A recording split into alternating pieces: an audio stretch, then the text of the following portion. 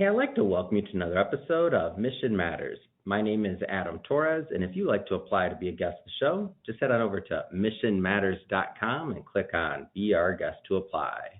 All right, so today's guest is John Yu, and he's CEO and Chairman over at Kairos Pharma Ltd. John, welcome to the show. It's a pleasure to be here, Adam. Thank you. Fantastic. Well, great to have you here. And I like to start this episode the way that we start them all with what we like to call our Mission Matters Minute. So, John, at Mission Matters, our aim and our goal is to amplify stories for entrepreneurs, for executives, for experts, for companies and organizations that we feel need to be heard. I mean, that's our mission. John, what mission matters to you? Our mission is to reverse the drug resistance that develops to cancer drugs in patients who've been treated for their cancer.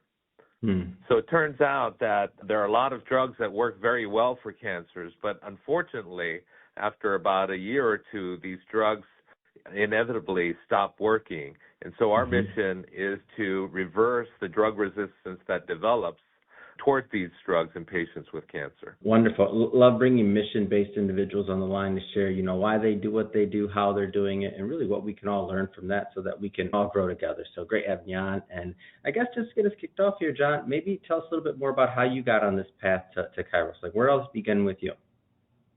Sure. So I'm a neurosurgeon and have practiced for 24 years in Los Angeles at Cedars-Sinai Medical Center.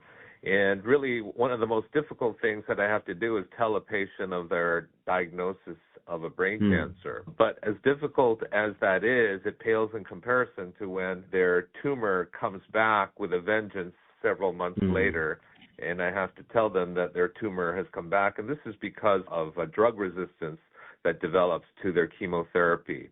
And what we've developed is a drug that targets a central mechanism of drug resistance that develops in patients with cancers, which revolves around a molecule called CD105. And an antibody that we identified targets this protein and reverses the mechanism of drug resistance. And so we hope that this therapy will impact not only patients with prostate cancer and lung cancer, but essentially all the cancers that we've looked at, including breast and colon cancer. And so it's our means of bringing hope to patients during a moment when their hope has disappeared. Yeah, it's great. John, I'm always curious when an individual like yourself, and I've had quite a few on, and who are super educated, super obviously accomplished in their fields, and they lend their expertise, they lend their, their knowledge, and ultimately work with and go down some type of entrepreneurial venture. So right now, and of course, this is right in line with your day-to-day work and your field of helping people, and as you mentioned, wanting to, reverse some effects and reverse some of the outcomes possibly that are happening out there. So my question to you is, what's that like, going on the entrepreneurial side of the coin, so to speak, too, as well? And I ask that question because there's a lot of other highly educated individuals out there like yourself who maybe have their own causes or things that, they may want to do, but they're just not quite, you know what I mean? Like they just don't quite go out there and do it, but you're out there doing it, and you don't have to. What's that like on the entrepreneurial side of things for you? Yeah, that's a very interesting question. And, the entrepreneurial side is really a different aspect of, what I do from the scientific aspect as well as the clinical aspect. And really, one has to do, sort of a 180 turn in terms of mindset to do, one aspect of the work versus another. But I do see it as all part of a sort of my life mission, which is to give hope. And I see what I do as a hope giver. And so whether it be in surgery and reversing the scourges of a brain cancer, or in science and identifying mechanisms and therapeutics that can target it, or, taking those therapies and bringing them across this valley of death in terms of funding so that they can actually make it out to patients. Those are all sort of facets of the same entity. And so the entrepreneurial side, I think, is kind of in my blood. My father was always an entrepreneur, did several small businesses and contracting and things like that through his career. And so I feel like I got that in my blood, and want to continue that in terms of as part of my life mission. Yeah, that's great. Thanks for sharing, because I hope that inspires some others out there that are, in a similar position to where they're, highly educated, great careers, and like get out there and, if there's something that obviously matches their mission as well, like get out there and do something. So I'm in. John, I don't want to assume here, but I'm just curious. You mentioned Cedars-Sinai, the medical center. Does your affiliation with that help your company at all? Like just your tenure, your affiliation?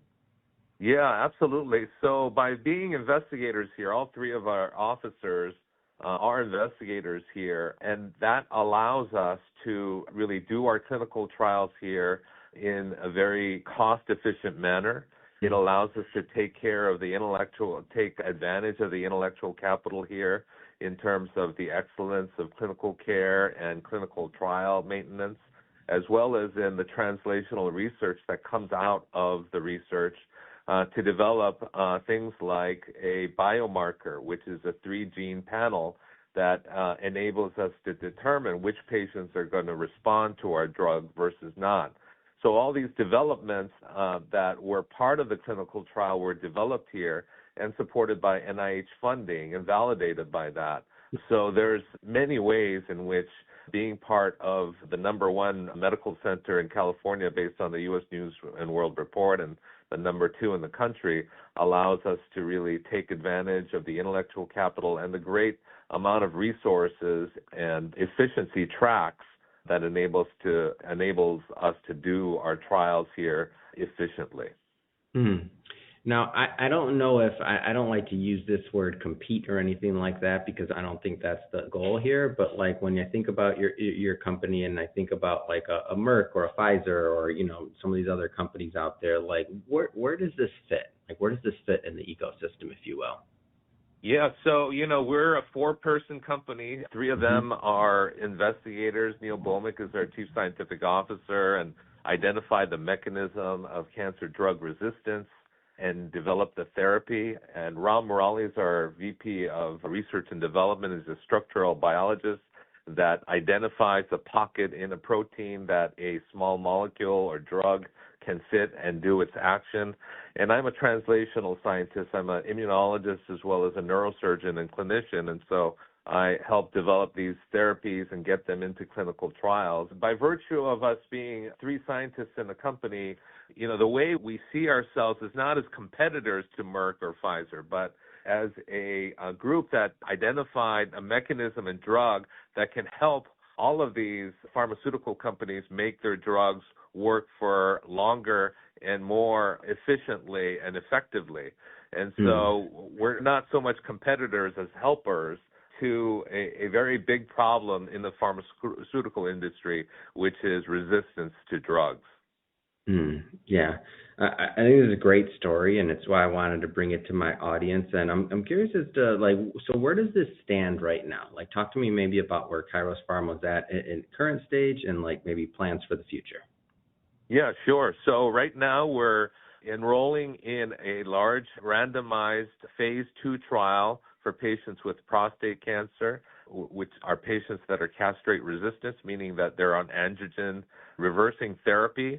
And so when patients become resistant to a drug that they're on, we randomize them to either receive our drug and a 3rd-generation anti-androgen therapy called apalutamide or apalutamide alone to see whether patients live longer without recurrence with our drug. We are also in a phase 1 trial in non-small cell lung cancer in patients that are being treated with Tagrisso, and when they become resistant to Tagrisso or when they're being incompletely treated by Tagrisso, we add EMV-105 to see whether we can reverse this kind of resistance as well.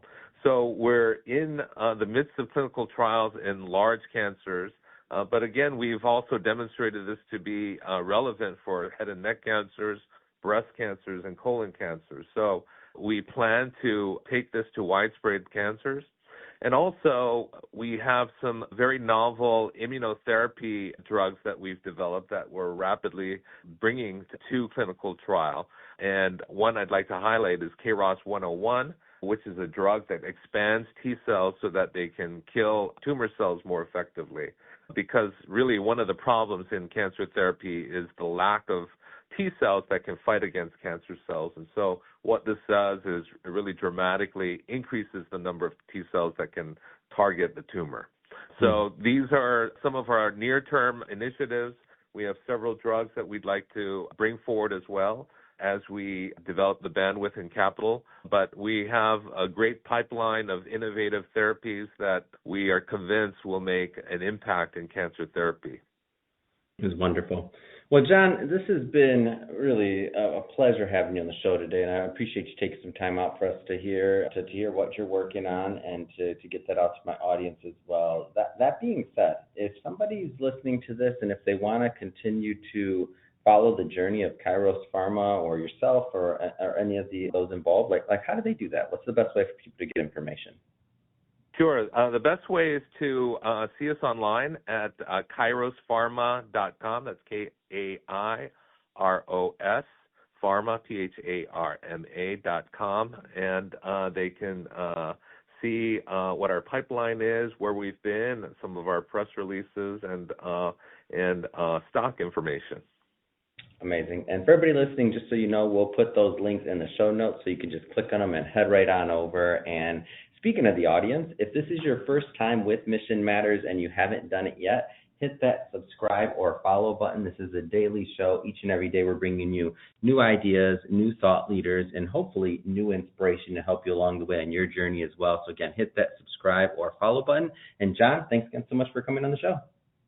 Thank you, Adam. It was a real pleasure.